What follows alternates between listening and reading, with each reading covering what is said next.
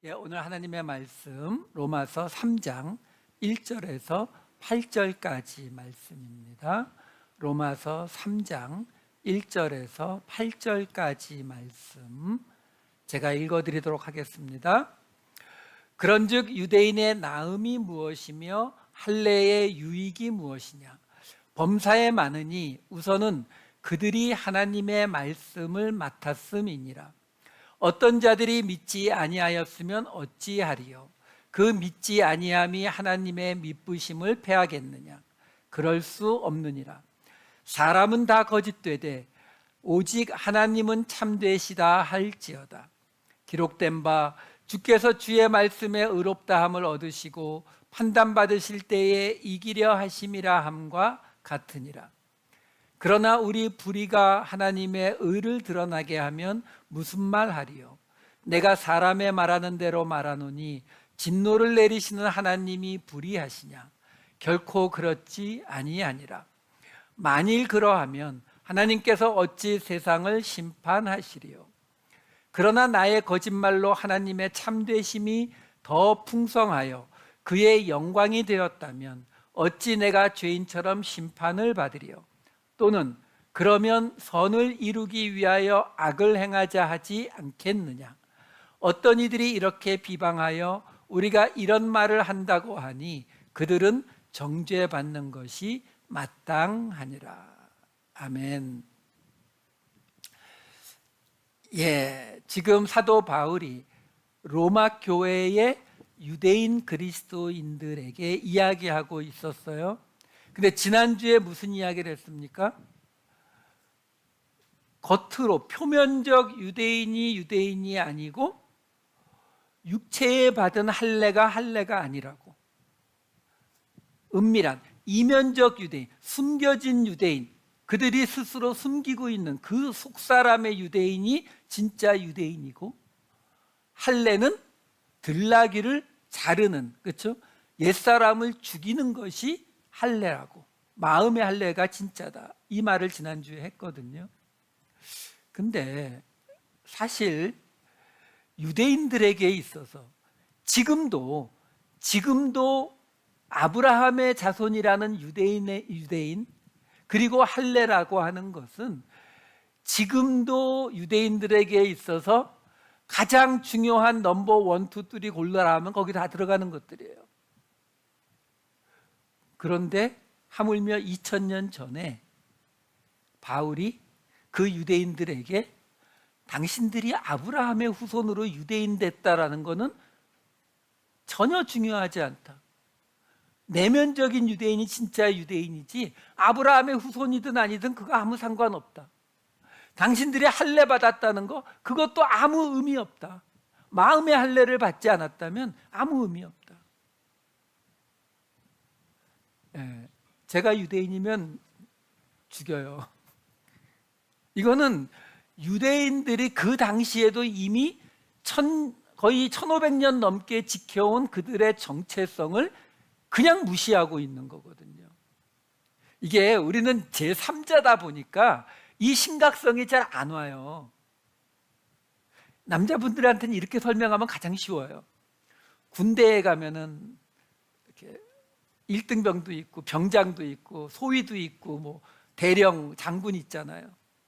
근데 어느 날 바깥에 있는 용병 곡괭이 들고 칼 들고 있는 사람들을 데리고 오더니 뭐라고 하냐면 오늘부터 모든 계급 다 없어. 그냥 우리 다 평등한 거야. 죽여야죠. 그냥 둘 수 있겠어요? 그만큼 심각한 이야기를 던진 거예요. 그리고 우리가 그 전주에도 계속 봤지만 계속 뭐라고 해요? 하나님의 심판받을 거라고. 유대인들한테요. 그러니 이 꼴을 어떻게 참아요? 그러면 이렇게 계속 가면 유대인들이 어떻게 할까요? 안 해. 이거잖아요. 그렇죠? 그러니까 오늘 이야기는 뭐예요? 달래야죠. 아니 근데 있잖아, 내가 심하게 좀 말하긴 했는데 내 뜻은 그거, 내 마음은 그거 아닌 거 알지? 이거 해줘야 될 거 아니에요, 그렇죠? 오늘 이야기가 사도 바울의 이 능력이 아주 뚜렷하게 나타나는, 그래서 조금 어렵습니다. 잘 따라오셔야 돼요. 자, 이렇게 시작됩니다. 3장 1절. 그런즉 유대인의 나음이 무엇이며 할례의 유익이 무엇이냐. 그러니까 유대인도 할례도 아무 의미 없다라고 바로 앞에서 해놓고 뭐라고 하냐면, 그러면 너희들이 유대인이라고 하는 것 때문에 받는 크레딧이 뭐가 있느냐라는 거죠. 할례를 받아서 너희가 받는 혜택이 뭐가 있느냐. 바로 앞에 아무것도 없다라고 해놓고는 지금 이 말을 꺼내는 거예요. 그러면서 3장 2절에 이렇게 이어지는 겁니다. 범사에 많으니, 우선은 그들이 하나님의 말씀을 맡았습니다. 범사에 많대요. 그러니까 유대인이 되어서 할례를 받아왔기 때문에 갖는 나음과 유익이 많다는 거예요. 근데 그 중에 우선은, 이 프로토스라는 단어는 첫 번째라는 의미도 있지만 최고로 좋은, 최상의, 가장 중요한 뜻도 있어요. 그러니까 여기서 지금 사도 바울이 너희가 유대인으로서 할례를 받아온 그것으로 너희가 받을 크레딧이 굉장히 많은데, 그 중에 우선 가장 중요한 거 하나를 꼽으면 하나님의 말씀을 맡은 것이다, 이런 말을 지금 하고 있는 거예요. 근데 범사에 많다, 그러면 다른 건 뭐예요? 여기서 얘기 안 해요.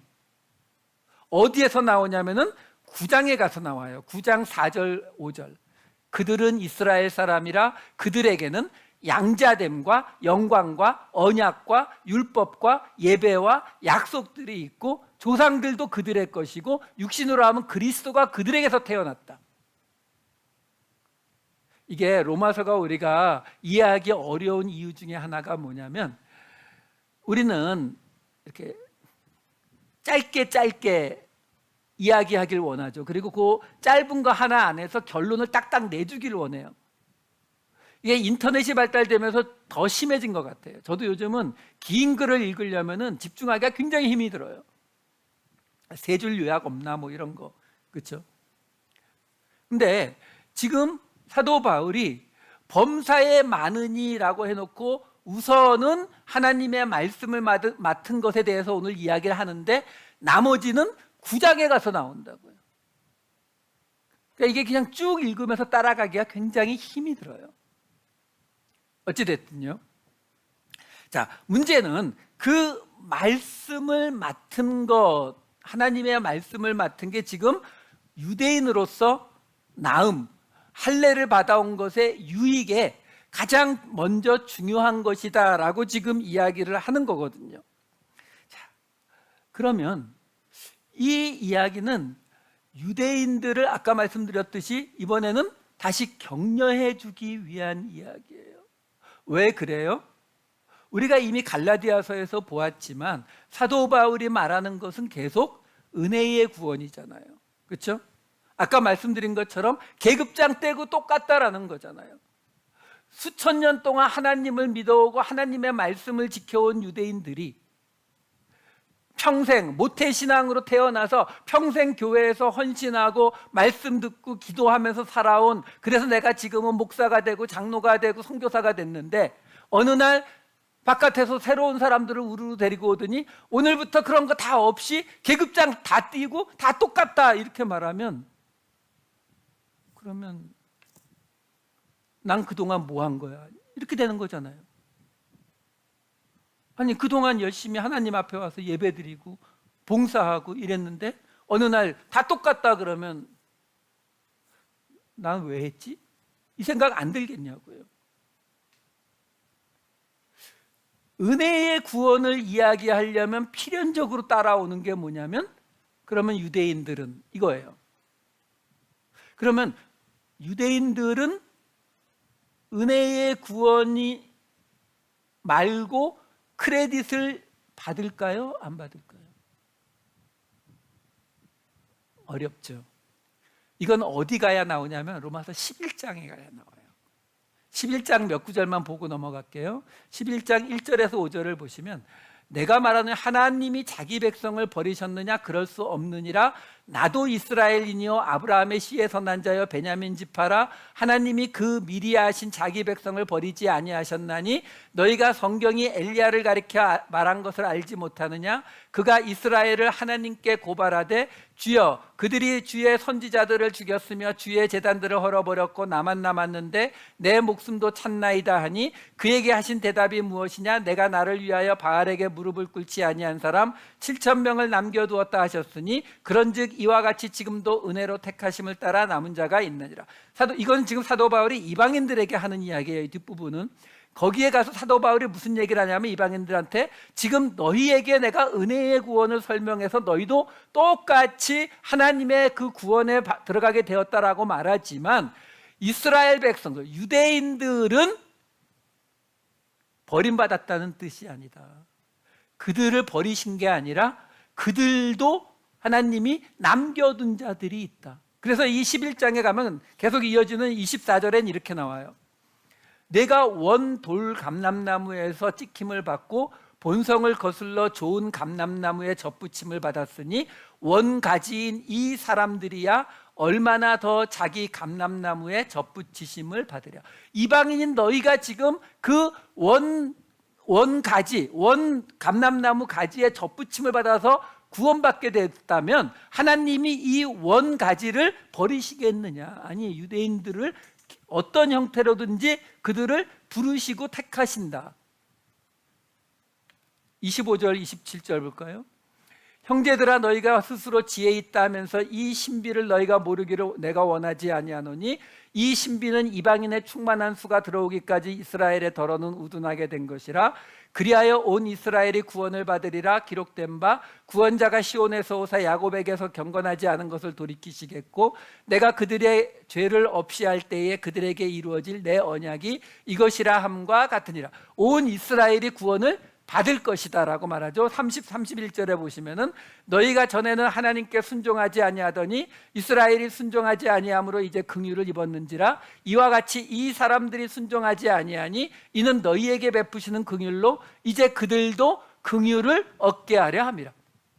그러니까 지금 이 11장 전체가 이방인들에게 하나님이 그럼에도 불구하고 유대인들을 포기하지 않고 구원하실 것이다 라는 이야기를 사도 바울이 해주고 있는 거거든요.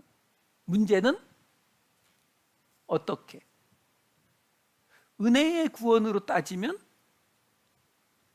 유대인들이 어떤 크레딧을 받으면 안 되는 거잖아요. 은혜의 구원은 하나님이 누구나 똑같이 공짜로, 그렇죠? 은혜로 구원해 주신다는 건데 유대인이라고 해서 크레딧을 받으면 이게 논리가 안 맞거든요. 그 사도 바울이 뭐라고 결론을 내리는지 아세요?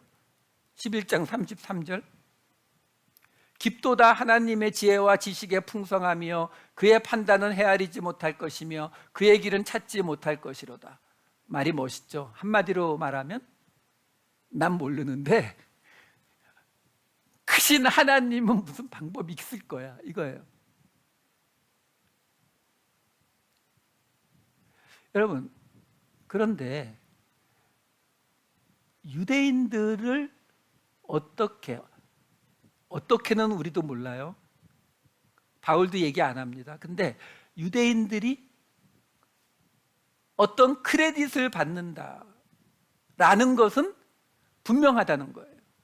그 대답이 오늘 부분에 있어서 지금 이 11절을 다 보여드린 거예요. 자, 3장 2절 다시 돌아가 볼게요. 지금 유대인들의 나음이 무엇이고 할례받은 유익이 무엇이냐라고 스스로 말하고 나서 범사에 많은데 그 중에 가장 중요한 것이 하나님의 말씀을 맡은 것이다 라는 거거든요. 문제는 여기서 하나님의 말씀을 맡았다라고 사용이 된 헬라어 단어가 에피스튜데산이라는 단어인데 이 단어가 어디서 온 단어냐면은 피스티스라는 단어예요. 피스티스는 우리가 어떤 뜻으로 사용하는 단어냐면 바로 믿음이에요. 믿음. 근데 이 믿음이라고 하는 단어에 맡기다의 뜻이 있어요. 신약 성경에도 그렇게 사용된 곳들이 여러 곳 있습니다. 두 군데만 보여드릴게요. 데살로니가 전서 2장 4절과 디모데 전서 1장 11절. 오직 하나님께 옳게 여기심을 받아 복음을 위탁받았으니, 이 위탁받았으니가 바로 피스티스예요. 그러니까 복음을, 이게 왜 그러냐면 이 피스티스, 믿음이라고 하는 단어가 본래 페이도라는 단어에서 왔는데, 페이도라는 단어가 뭐냐면 믿다, 신뢰하다의 뜻이거든요. 그러니까 믿다, 신뢰하다에서 온 단어니까, 신뢰하니까 뭐예요? 위탁을 하는 거죠. 맡기는 거예요. 우리가 믿는 사람한테 뭔가를 맡기잖아요. 그래서 맡기다의 뜻이 있는 거거든요. 그러니까 여기 복음을 위탁받았다, 그 말은 복음을 맡길 정도로 믿는 자, 복음을 믿는 자, 이렇게 보셔도 돼요. 같은 단어이기 때문에. 디모데전서 1장 11절, 이 교훈은 내게 맡기신 바, 이것도 피스티스예요. 그러니까 이렇게 맡기다의 뜻이 분명히 있어요. 그래서 사도 바울이 지금 아까 본 3장 2절에서 유대인들의 그 나음과 할례의 유익에 가장 중요한 것이 하나님의 말씀을 맡은 것이다 라고 번역하는 게 맞아요. 잘못됐다는 게 아니에요. 문제는 여기에서 지금 사도 바울이 이 단어를 가지고, 이렇게 말하면 바울 선생님은 기분 안 좋으시지 뭐예요. 그냥 장난을 칩니다. 3장 2절과 3절을 같이 볼게요. 범사에 많으니 우선은 그들이 하나님의 말씀을 맡았음이니라. 어떤 자들이 믿지 아니하였으면 어찌하리요? 그 믿지 아니함이 하나님의 믿으심을 패하겠느냐. 지금 이렇게 나오는데요. 여기에 지금 이 피스티스라고 하는 단어가 4번이 나와요. 그 단어를 넣어서 제가 보여드릴게요. 범사에 많으니 우선은 그들이 하나님의 말씀을 맡았음, 이게 동사로 사용됐어요.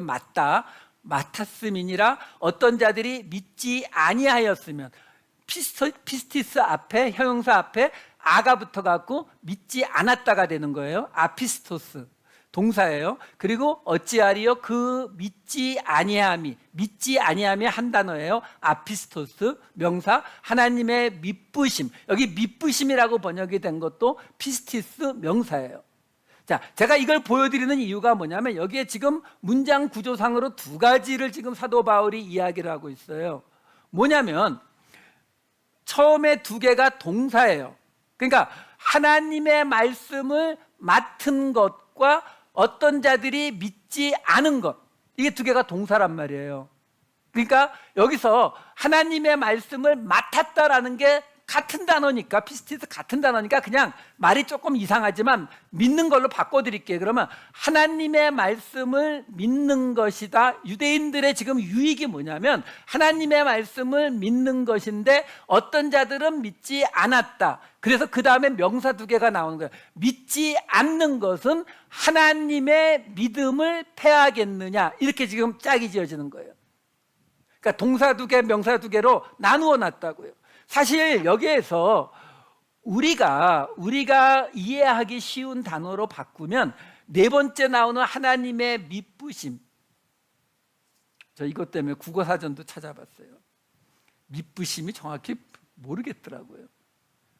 네이버 국어사전을 찾았더니 믿으심이 믿음의 성이 있는 것, 이렇게 나오더라고요. 한국말인데 이해가 잘 안 됐어요. 우리가 사용하는 가장 쉬운 말로 하면은 신실함 정도가 가장 좋아요. 믿을 수 있는, 그죠? 하나님은 신실하다. 근데 지금 사도 바울이 의도적으로 지금 이 피스티스라고 하는 믿음이라고 하는 단어를 동사 2개, 명사 2개, 그 다음에 또 하나는 뭐예요? 피스티스라고 하는 동사와 명사가 양쪽 끝에 하나님의 말씀을 믿는 것, 하나님의 믿음이 들어가 있고 가운데에는 둘 다 아피스티스, 믿지 않는 것, 그러니까 동사 믿지 않다, 그리고 믿지 않는 않음 명사, 샌드위치 구조를 가지고 비교를 하고 있다고요. 그러니까 지금 사도 바울이 이 구조를 통해서 지금 뭘 우리에게 지금 말해주려고 하는 거냐면 짝이 어떻게 돼요? 하나님의 말씀을 맡은 것, 곧 하나님의 말씀을 믿는 것, 그게 뭐하고 짝이라고요? 하나님의 믿음. 우리가 전에 우리가 믿는 것은 예수님의 믿음을 믿는 거라고 말씀을 드렸어요. 예수님이 하나님이셨지만 인간이셨으니까 자기가 십자가에 죽어야 자기를 통해서 사람들을 구원할 수 있다는 그 하나님의 말씀을 믿고 십자가에 달리셨잖아요. 우리는 그 예수님의 믿음을 믿는 거예요. 마찬가지로 지금 오늘 설교 제목이 하나님의 믿음을 믿고서라고 나와요. 왜? 이 말이 굉장히 이상한 게 뭐냐면 믿음이라고 하는 것은 대상이 있잖아요. 우리는 지금 예수님의 믿음을 믿거나 하나님을 믿거나, 그러니까 하나님은 믿음의 대상인데 지금 사도 바울은 여기서 하나님의 믿음, 믿부심, 이 말을 사용하고 있다고요. 그걸 사용해서 뭘 얘기하고 있는 거예요? 유대인들이 말씀을 가진 사람, 말씀을 맡은 사람이 맞잖아요. 말씀을 갖고 있는 사람들이 맞는데 그 사람들에게 뭐라고 하냐면 말씀을 갖고 있고 말씀을 맡았다라는 의미는 단순히 너희 유대인들이 구약성경을 가지고 있다, 너희로부터 구약성경이 나왔다라는 걸 뜻하는 것이 아니라 말씀을 믿는 것이다라는 말이죠. 근데 말씀을 믿는다라는 게 또 무슨 말이냐? 왜? 말씀의 내용이 너무 많은데 그 중에 말씀을 믿는다는 게 무슨 뜻이냐? 말씀을 믿는다라는 것은 하나님의 믿음을 믿는 것이다라는 거예요. 이게 짝이니까 그 설명을 지금 우리에게 해주는 거거든요. 그러면 하나님의 믿음은 또 뭐예요? 하나님의 믿음은, 하나님은 뭘 믿고 계실까요?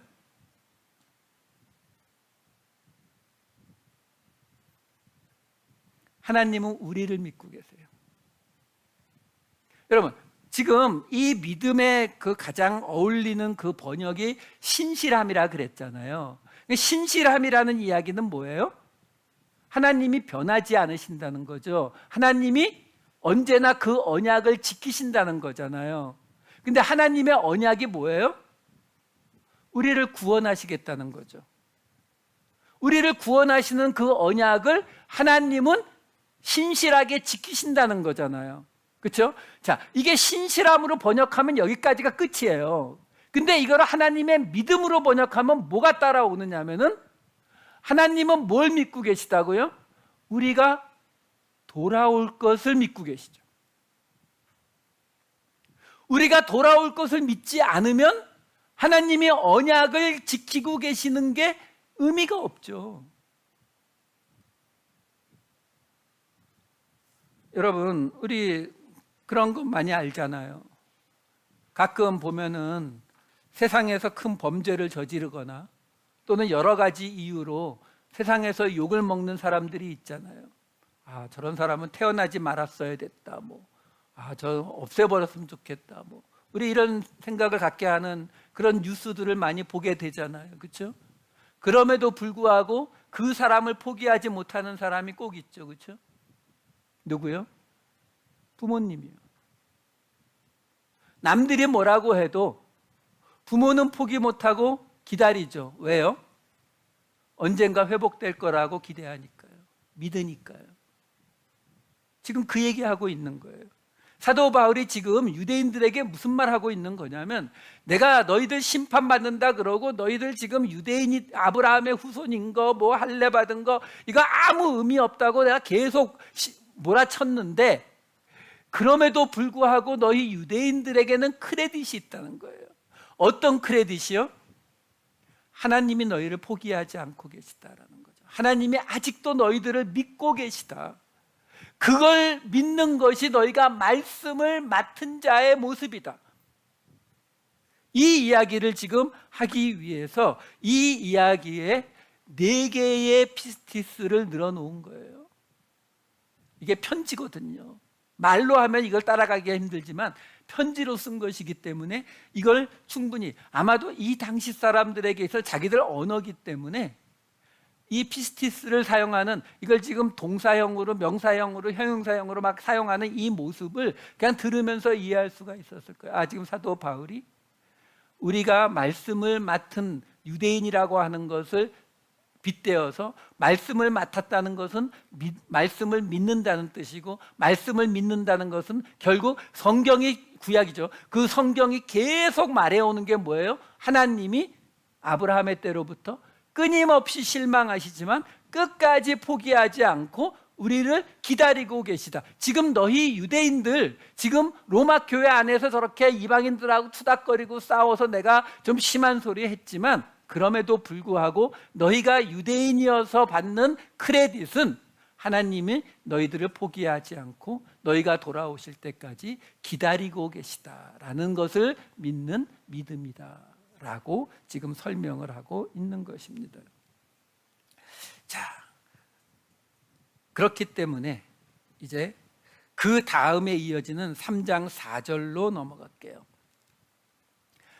그럴 수 없느니라. 왜 그럴 수 없느니라가 튀어나와요? 바로 앞에, 그러면 유대인들이, 아까 지금 강조는 샌드위치 가운데 있는 거였잖아요. 어떤 자들이 믿지 아니하는 어떤 자들이 믿지 않는 것으로 인해서 하나님의 미쁘심이 패하겠느냐. 다시 말해서 지금 사도 바울이 지적은 했어요. 유대인들이 지금 잘못하고 있다라는 거. 그렇죠? 왜? 남을 판단하고 당을 짓고 교회의 분열을 일으키고 있었으니까 그걸 지금 지적했거든요. 근데 뭐라고 하는 거예요?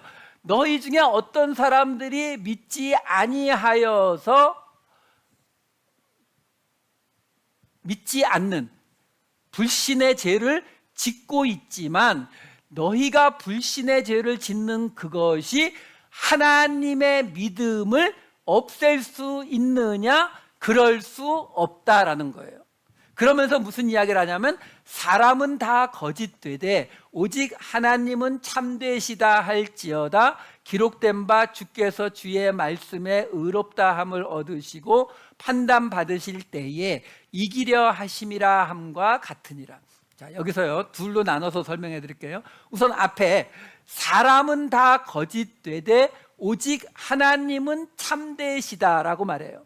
여기 참되다라고 번역이 된 알레데이라고 하는 말은 전에 갈라디아서에서 여러 번 나왔던 알레데이아, 진리라고 하는 단어의 형용사형이에요. 이 알레데이아라고 하는 단어가 진리예요. 그러니까 참됨이라고 번역하셔도 돼요. 문제는 제가 항상 말씀드리지만 우리는 진리, 참됨 이런 말을 쓰게 되면은 우리의 동양사상적인 추상적이고 철학적인 개념이 떠올라 버린다고요. 근데 이 진리, 알레데이아라고 하는 단어가 어떤 단어냐면은 앞에 아는 무조건 노예요. 부정의 뜻. 그리고 랑가노라는 뜻이에요. 랑가노가 무슨 뜻이냐면은 숨기다, 감추다의 뜻이에요.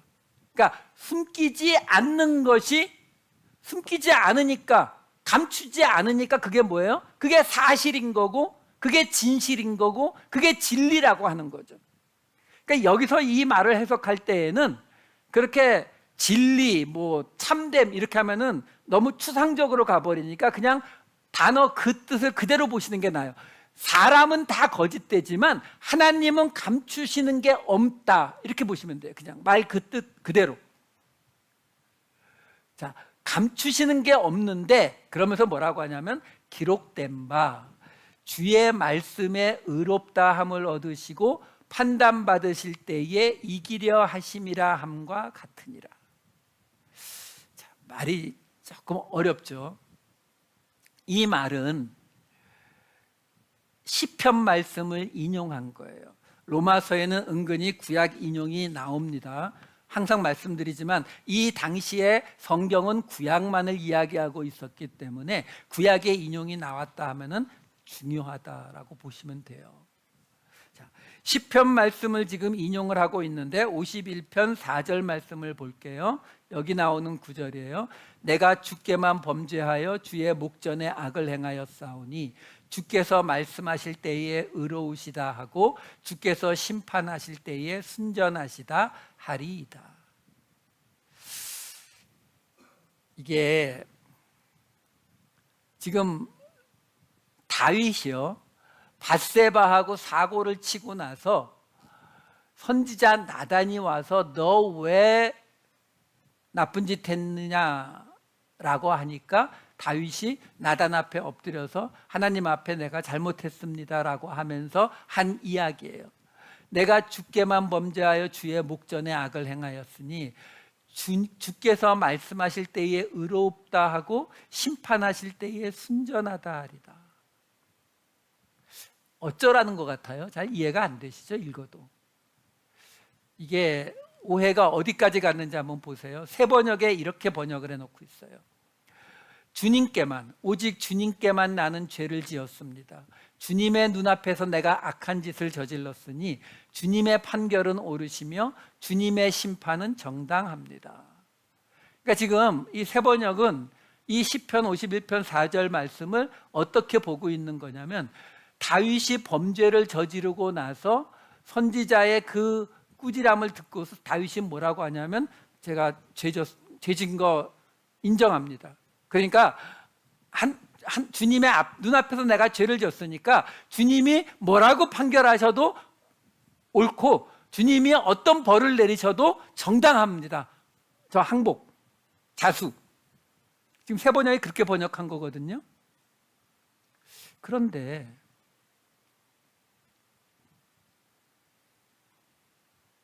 이 말씀이 바로 앞에 있는 1절부터 3절 말씀을 읽어드릴게요.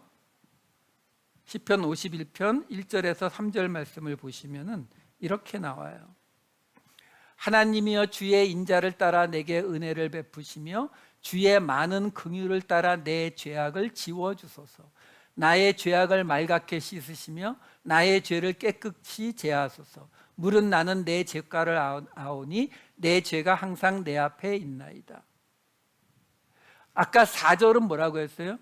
저 죄 지은 거 맞아요. 하나님이 어떻게 심판하시든 어떻게 벌을 내리시든 받을게요. 근데 여기 지금 앞에는 무슨 얘기하고 있어요? 은혜를 베풀어 달래요. 인자를 따라 은혜를 베풀고 긍휼을 따라 죄악을 지워주고 죄악을 말갛게 씻고 죄를 깨끗이 제해 달래요. 무슨 말이에요? 눈 감아주세요. 이러면 아까 본 4절하고 연결이 안 되잖아요. 그런데 오늘 우리가 지금 보고 있는 3장 4절 말씀하고는 아까 4절 말씀이 조금 달랐어요. 왜? 오늘 본문에는 아까 뭐라고 나오냐? 순전하다는 말이 없이 이기게 하려 하심이라, 뭐 이렇게 나왔거든요. 이게 왜 그러느냐면은 이 당시에 사용하던 구약 성경은 다 70인역 성경이라고 말씀드렸죠. 헬라어로 번역이 되어 있는 구약. 그 70인역 성경에 그렇게 번역이 되어 있었거든요. 왜 이런 번역이 나오냐면, 아까 보았던 시편 51편 4절을 다시 보시게 되면은 지금 내가 주께만 범죄하여 주의 목전에 악을 행하였사오니 주께서 말씀하실 때에 의로우시다 하고 주께서 심판하실 때에 순전하시다 하리이다, 이렇게 지금 나오는데요. 원어를 보면은 주의 목전에 악을 행하였사오니 하고 주께서 말씀하실 때 이 사이에 어떤 단어가 들어가 있냐면은 라만이라는 한 단어가 들어가 있어요. 밑에 거기 보면은 레만, 이 레라는 것은 전치사고 만이라고 하는 것은 무엇을 위하여라는 목적을 나타내는 단어예요. 저 단어가 들어가 있기 때문에 이 문장을 저 단어를 해석을 하면서 다시 해석하면 이렇게 나와요. 내가 주께만 범죄하여 주의 목전에 악을 행하였사오니, 이것은 자기가 그 주의 목전에 악을 행한 것은 주께서 말씀하실 때에 의로우시다 하고 주께서 심판하실 때에 순전하시다고 하기 위하여 내가 범죄하고 악을 행했다 하리이다. 이렇게 돼요.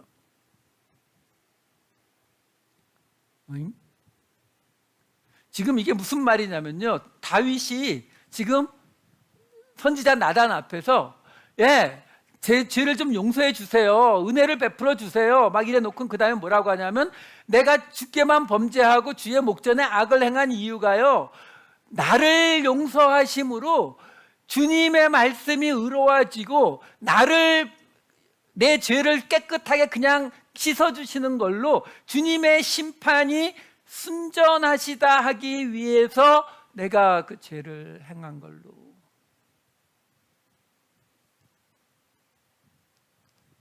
저는 이런 구절들을 볼 때 놀라운 게 뭐냐면, 이 70인역 성경은 의역이거든요. 그러니까 이렇게 지금 번역을 하는데, 여기서 순전하다라고 하는 이 단어는 본래 깨끗하다, 정결하다의 뜻이에요.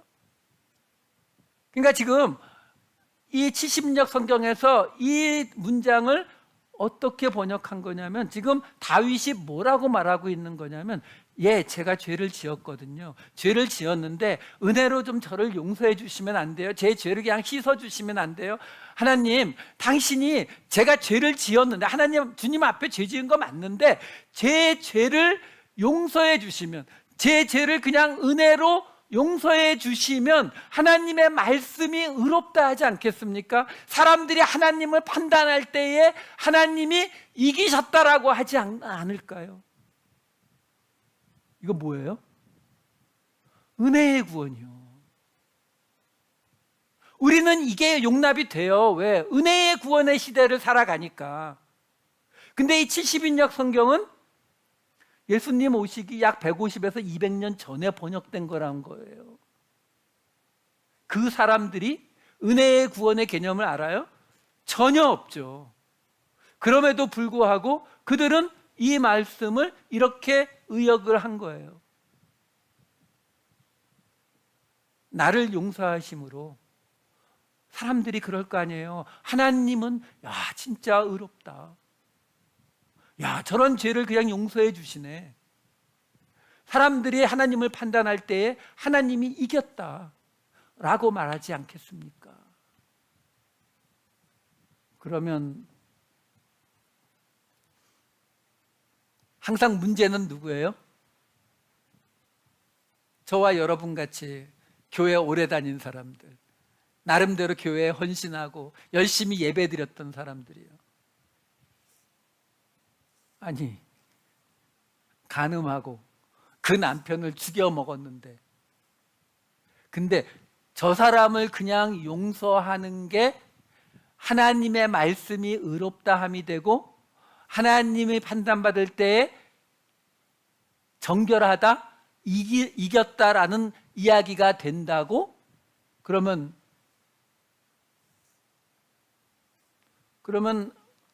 하나님은 어떤 죄를 지어도 벌하지 않는다는 거네?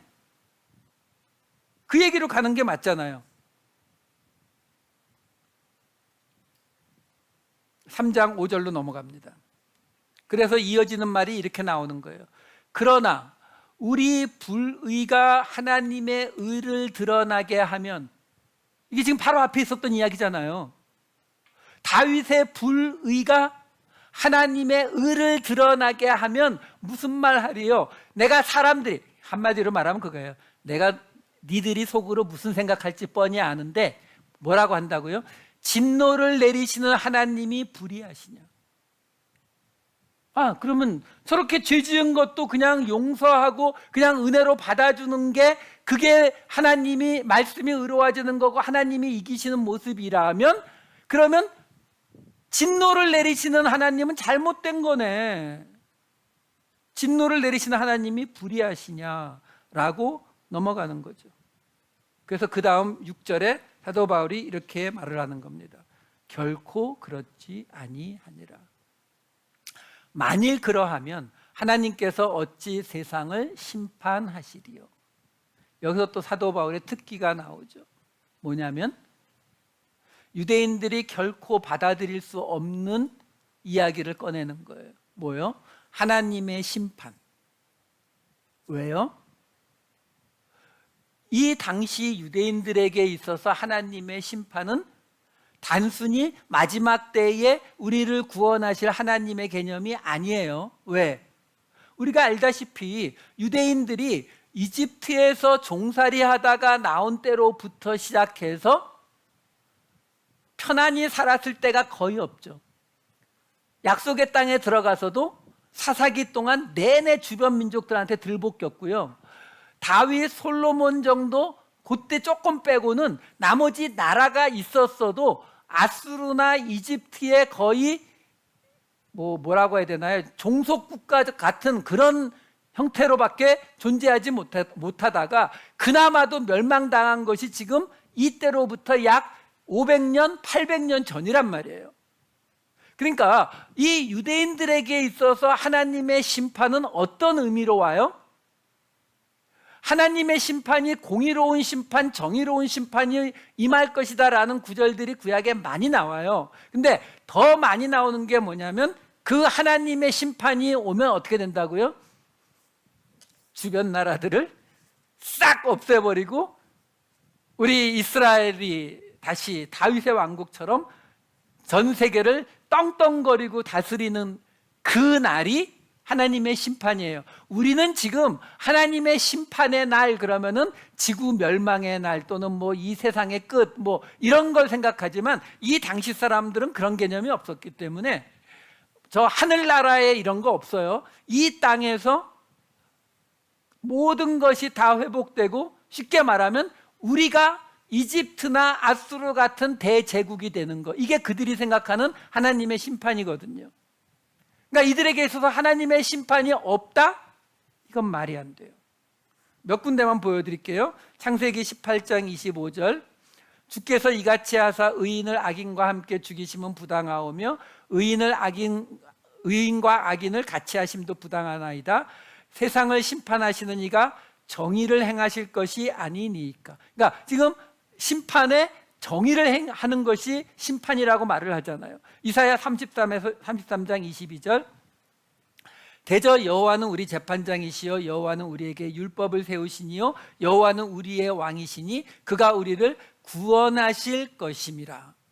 그 다음 이사야 66장 16에서 17 여호와께서 불과 칼로 모든 혈육에게 심판을 베푸신 즉 여호와께 죽임당할 자가 많으리니 스스로 거룩하게 구별하며 스스로 정결하게 하고 동산에 들어가서 그 가운데에 있는 자를 따라 돼지고기와 가증한 물건과 쥐를 먹는 자가 다 함께 망하리라. 이거 누구예요? 이방인들이 다 망한다는 거죠. 여호와의 말씀이니라.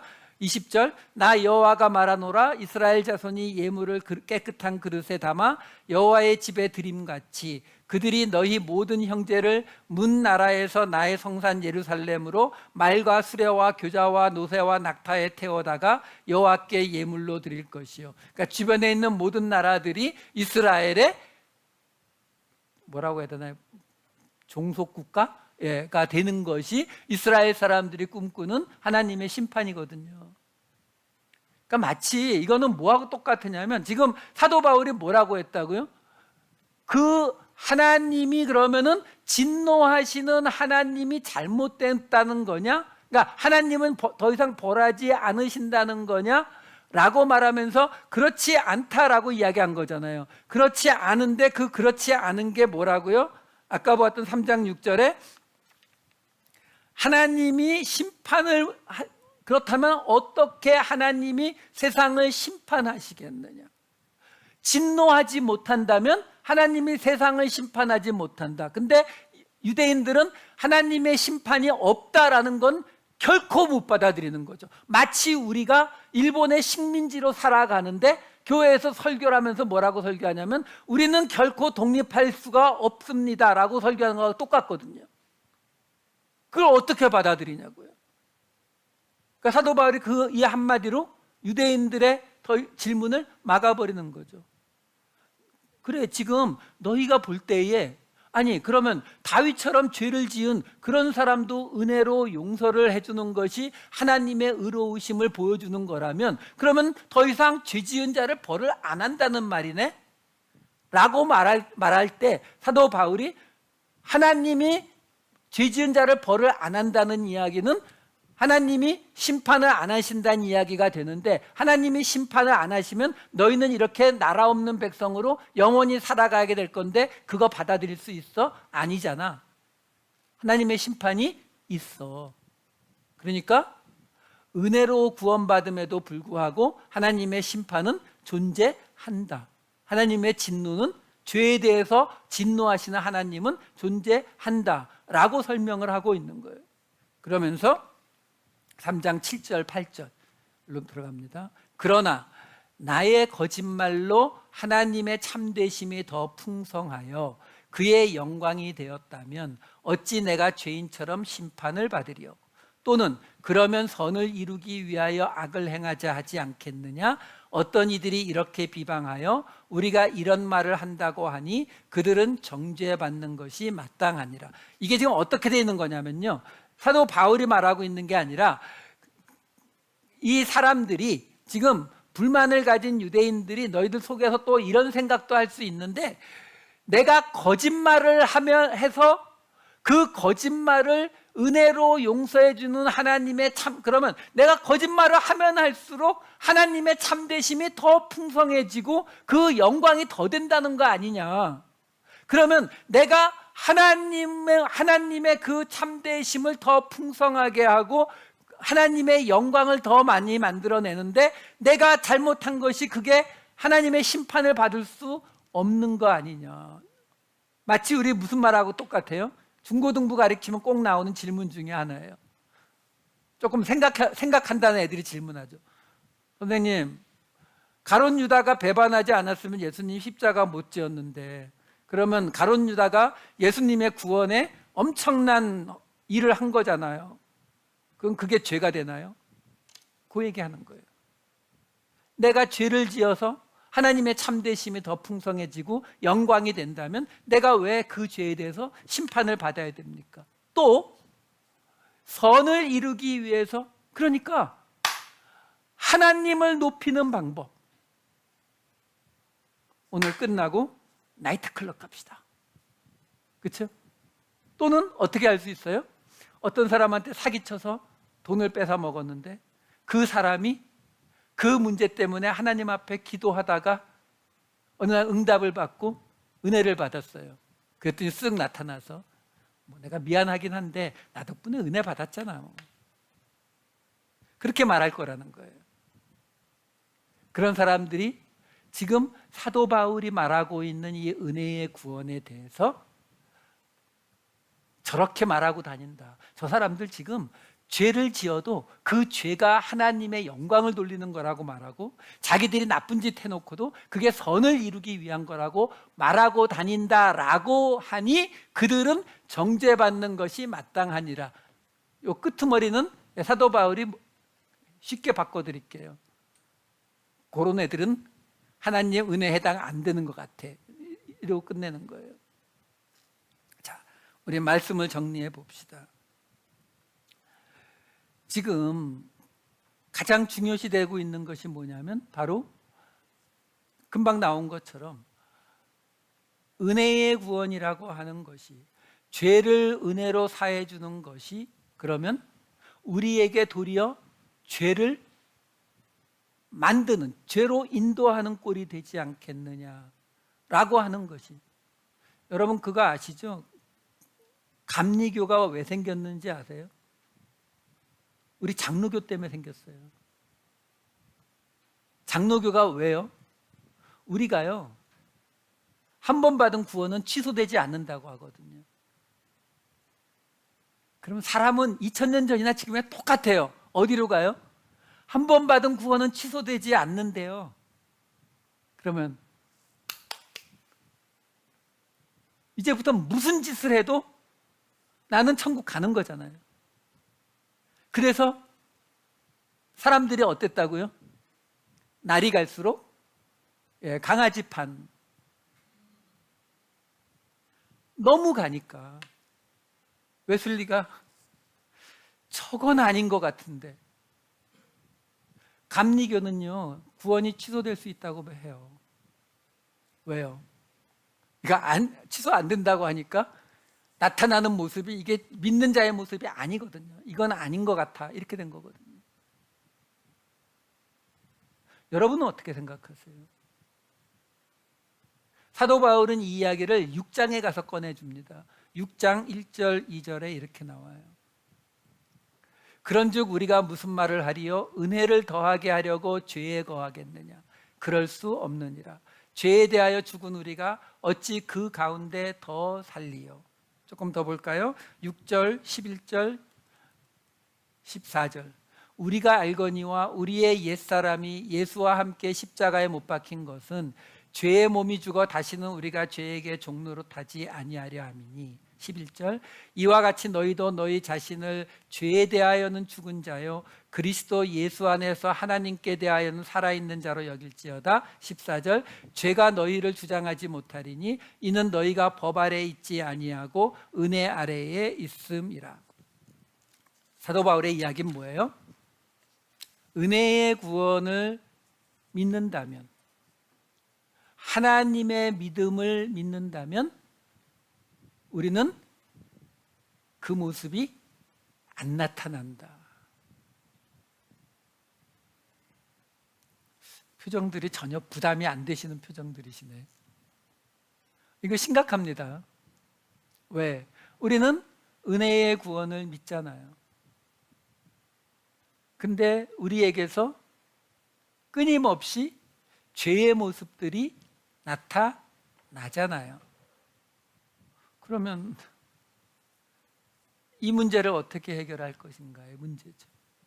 그래서 오늘 이야기의 맨 앞에 무슨 이야기가 나왔었다고요? 하나님의 말씀을 믿는 자, 믿지 아니하는 자, 불신앙, 하나님의 믿음. 왜 이 이야기가 나왔냐면 사도 바울이 이 오늘 본문 안에서 어떤 패턴의 구절을 계속 사용하는 게 있어요. 3장 3절, 5절, 7절을 보여드릴게요. 어떤 자들이 믿지 아니하였으면 어찌하리요? 그 믿지 아니함이 하나님의 믿음을 패하겠느냐거든요. 정확히 하나님의 믿음. 5절. 그러나 우리 불의가 하나님의 의를 드러나게 하면. 7절. 그러나 나의 거짓말로 하나님의 참되심이 더 풍성하여. 자, 여기 보세요. 지금 세 가지가 나와요. 하나님의 믿음, 하나님의 의, 하나님의 참되심. 이게 헬라어로는 하나님의 믿음 피스티스고, 그리고 하나님의 의 디카이오스고, 하나님의 참되심, 아까 진리 알레테이아란 말이에요. 자, 문제가 뭐냐면 이 세 단어를 사용하는데 이 중에서 우리가 그 정의, 데피니션을 분명히 아는 거 하나 있죠. 뭐 하나님의 의. 하나님의 의가 뭐라고요? 다 까먹었죠. 하나님의 의는 우리를 구원하시는 게 하나님의 의예요. 우리가 하나님을 의롭다 하는 이유가 뭐예요? 하나님이 우리를 구원하실 거니까. 하나님의 의가 그거예요. 그런데 문제는 이 히브리 성경에 보게 되면은 에무나라고 하는 단어가 있어요. 에무나. 이 단어의 뜻이 뭐냐면 믿음이라는 단어예요. 믿음, 충성, 경고, 확고 이런 뜻이에요. 이 에무나라는 히브리어 단어가 70인역 성경에 번역이 되는데 굉장히 많이 나오는 단어예요. 굉장히 많이 나오는 단어인데 이 단어가 번역이 될 때에 두 단어로 번역이 됩니다. 어떤 단어? 믿음, 피스티스로 번역되거나 여기 지금 참되심, 알레테이아, 진리로 번역이 되거나. 근데 이게 어떤 패턴이 있는 게 아니라 막 뒤섞여서 번역이 돼요. 그러니까 무슨 말이냐면 이 당시 사람들이 볼 때에 하나님의 신실함, 하나님의 믿음, 하나님의 참되심, 하나님의 진리라고 하는 이 개념이 뚜렷한 구분 없이 섞여 사용되고 있었다는 거예요. 아까 이 알레테이아 참되심의 정확한 본래 그냥 직역한 뜻은 숨기지 않는 것, 감추지 않는 뜻이라고 했어요. 그러니까 이 세 가지를 다 모아보자고요. 지금 사도 바울이 이 이야기 전체에서 뭘 얘기하고자 하고 있는 거냐면, 하나님이 우리를 구원하시는 것, 하나님의 의는 하나님의 믿음, 우리가 돌아올 것이라고 하는 것을 믿으시는 그 믿음을 감추지 않고 드러내 보이시는 것, 이 전체가 다 뭐에 들어가 있다고요?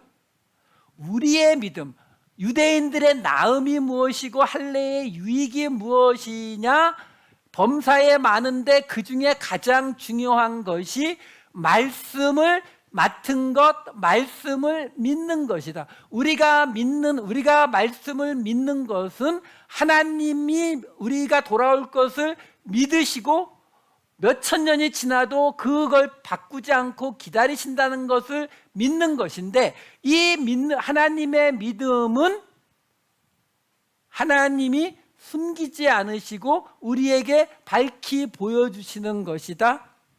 하나님이 우리에게 주시는 진리다. 그러니까 이게 뭐하고 패턴이 똑같으냐면요, 예수님이 말씀하셨잖아요. 나는 길이요 진리요 생명이니. 그렇죠? 그러면 이런 말을 똑같아요. 추상적인 개념으로 길, 진리, 생명 이렇게 받아들이시는 게 아니라, 예수님이 어떤 분이라고요? 당신이 가신 길을 우리에게 따라오도록 하는 그 길인 분이고, 근데 그 길이 숨겨진 길이 아니에요. 어떤 사람들처럼 어디 기도원에 가서 막 혼자 기도하면 나한테만, 다른 사람은 알지 못하는 나한테만 비밀, 어떤 구원의 길 또는 마지막 때에 무슨 칩이 들어가고 이런 거 알려줘, 이런 거 아니라니까요. 왜? 다 감추어지지 않고 숨겨지지 않고, 그게 나는 진리요라는 말의 뜻이에요. 그거를 막 복잡하게 생각하지 마세요. 예수님은 우리 모두가 알도록 보여지는, 숨겨지지 않은 길, 그 길이 어떤 길? 생명으로 가는 길. 이게 바로 예수님이 말씀하시는 나는 길이요 진리요 생명이란 뜻이라고요.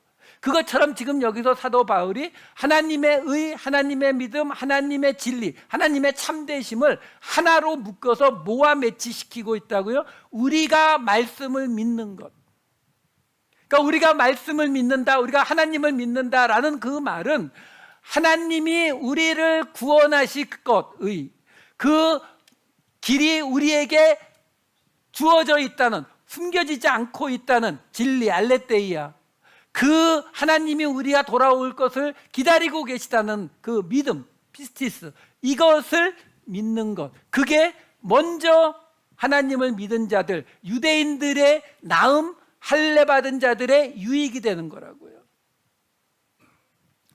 아직도 잘 안 와닿으시죠? 마지막 정리를 해드릴게요. 쉽게 말씀드리면 이거예요. 얼마 전에 로또가 굉장히 컸다고 들었어요. 한 1억 불, 2억 불 그렇게 됐다고 들었는데, 너무 현실감이 느껴지질 않으니까 우리 한 1,000만 불 정도만 합시다. 그 정도만 있으면 딱 좋을 것 같아요. 자, 1,000만 불 로또를 우리가 맞기로 되어 있어요. 맞기로 되어 있는데 제비를 뽑아서 10년 후, 30년 후, 5년 후, 오늘 어떤 거 선택하시겠어요? 물어보나 마나죠, 그렇죠? 오늘이죠. 그런데 우리가 모든 게 돈으로 가면은 머리가 잘 돌아가죠, 그렇죠? 당연히 오늘 받는 게 훨씬 낫죠, 그렇죠? 근데 우리는 하나님의 말씀, 지금 유대인들에게 사도 바울이 무슨 이야기 하는 거예요? 너희가 지금까지 갖고 있던 계급장 다 띄면, 그러면 그 사람들이 그러면은 더 이상 우리는 크레딧 없으니까 우리는 그냥 선을 위해서 악을 행하면서 살아갈래, 이렇게 생각하는 거잖아요. 그렇게 생각한다는 거는 그 밑에 뭐가 깔려 있는 거예요? 내가 하나님과 동행하고 하나님의 말씀대로 사는 것은 나한테 기쁘고 좋은 일이 아니라 나중에 뭔가를 받기 위해서 또는 지금 살아가는 동안에 내 어려움을 하나님이 해결해 주시지 않을까 하는 그 기대가 있어서 힘들지만 주일날 교회 가고 힘들지만 기도하고 힘들지만 이 모든 것을 해오고 있었다라고 되는 거예요. 그러니까 그런데 내가 10년 교회 다녔는데 지금 온 사람하고 나하고 똑같다면 나 안 해. 그걸 뒤집으면 뭐예요? 10년 후에 1,000,000불, 지금 1,000,000불 받는 것보다 10년 후에도 똑같이 1,000,000불 받으면 나 지금 안 받아. 10년 후에 받을래. 우리 이렇게는 결코 생각을 안 하거든요. 근데 하나님의 말씀을 맡은 자, 하나님을 믿는 것은 우리가 손해라고 생각을 하니까, 그러니까 안 하면 안 할수록, 그래서 전에도 말씀드렸지만 중세 때는 죽기 직전에 세례를 받았어요. 세례 받을 때 죄가 다 씻겨진다고 믿었기 때문에 그 다음에 또 죄 지으면 복잡해지니까 놔뒀다가 죽기 직전에 신부님 빨리 불러가지고 죽기 직전에 딱 세례 받고 죽으면 된다. 왜? 세례 받은 모습으로 이 세상을 살아가는 게 우리는 좋다라고 느끼지 않는 거거든요. 그러니까 지금 이 이야기 안에는 무슨 이야기가 들어가 있는 거예요? 우리가 하나님을 믿는다는 것, 말씀을 맡았다는 것, 그렇죠? 우리를 기다리시는 하나님의 믿음을 믿는다는 것에는 뭐가 들어가 있다고요? 지금 우리가 겪는 고난이 오늘 받는 1,000,000불처럼 느껴지셔야 되는 거예요. 이 개념을 가지시면 사도 바울이 아까 보았던 것처럼 은혜로 구원받은 걸 믿는 자들에게는 죄에서 떠나서 그 죄의 모습이 나타나지 않을 것이다 라고 단언하는 근거가 여기서 나와요. 왜? 우리가 억지로 지금 죄를 참고 있는 게 아니에요. 담배 피다가 지금 은혜 받았으니까 담배 끊고 교회 와서 냄새 날까 봐 못 피고 이러고 있는 게 아니라고요.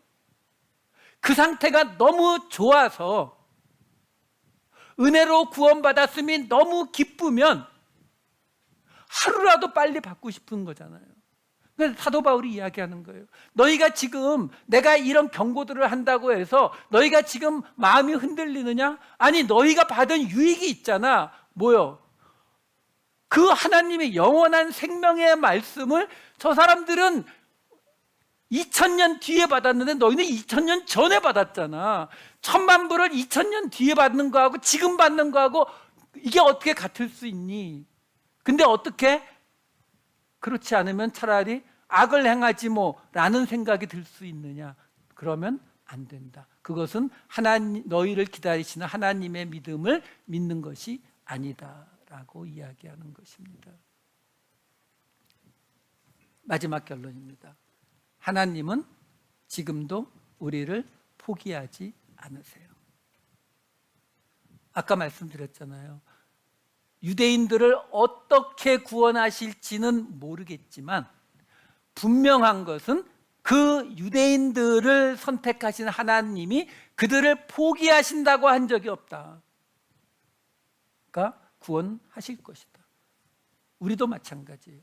우리가 일주일 동안 그 어떤 삶을 살아왔든 몇 번을 넘어졌던 몇 번을 실망을 했든 나는 그럴 수 있어요. 하지만 우리를 붙잡고 계시는 하나님은 결코 포기하지 않으십니다. 기도하시겠습니다. 사랑이 많으신 아버지 하나님, 우리를 사랑하셔서 포기하지 않으시고 몇천 년간 우리를 기다리시는 아버지 하나님, 그 하나님의 믿음, 그 하나님의 미쁘심을 깨닫게 하여 주시옵소서. 그래서 우리의 삶 속에서 그 어떤 어려움이 있을지라도, 우리의 삶에 그 어떤 죄의 모습이 다시 드러날지라도 우리를 붙잡고 있는 하나님의 믿음을 믿음으로 다시 새로운 한 주 하나님의 말씀을 가지고 살아가는 우리 모두가 되게 하여 주시옵소서. 감사드리옵고 이 모든 말씀 우리 주 예수 그리스도의 이름으로 기도하옵나이다. 아멘.